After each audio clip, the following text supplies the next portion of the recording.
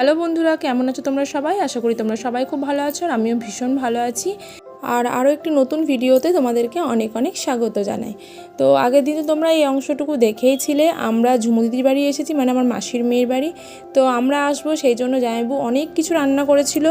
মেনুতে ছিল fried rice, ডাল, ভাত, বড়া ভাজা, এঁচোড়ের তরকারি, তারপরে ডাল ছিল, চাটনি ছিল আর চিকেন ছিল, তার সাথে ভাতও ছিল।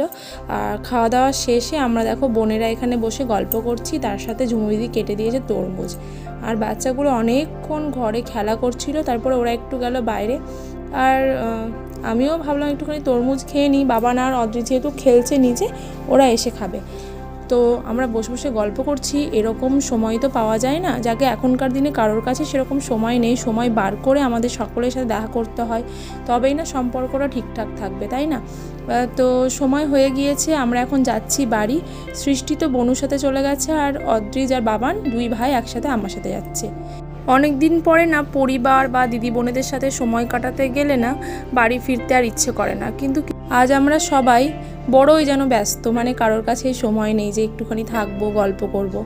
তো চলো বাড়ি চলে এসেছি, আর এসেই সৃষ্টির চুলটা একটু কাটিয়ে নিচ্ছি, কারণ চুলগুলো একটু বড় হয়েছিল, তো নিচের দিকটা ছুঁচলো ছুঁচলো মতো মনে হচ্ছিল। তো ওর মিমি হচ্ছে ওর পার্মানেন্ট হেয়ার ডিজাইনার। যাই হোক, ছোট্ট ভিডিওটি কেমন লাগলো তোমরা অবশ্যই কিন্তু জানিও, আর ভালো লাগলে লাইক শেয়ার কমেন্ট করে দিও, আর আমার পাশে থেকো। আজকের মতো আসি, দেখা হচ্ছে নতুন ভিডিওতে। বাই।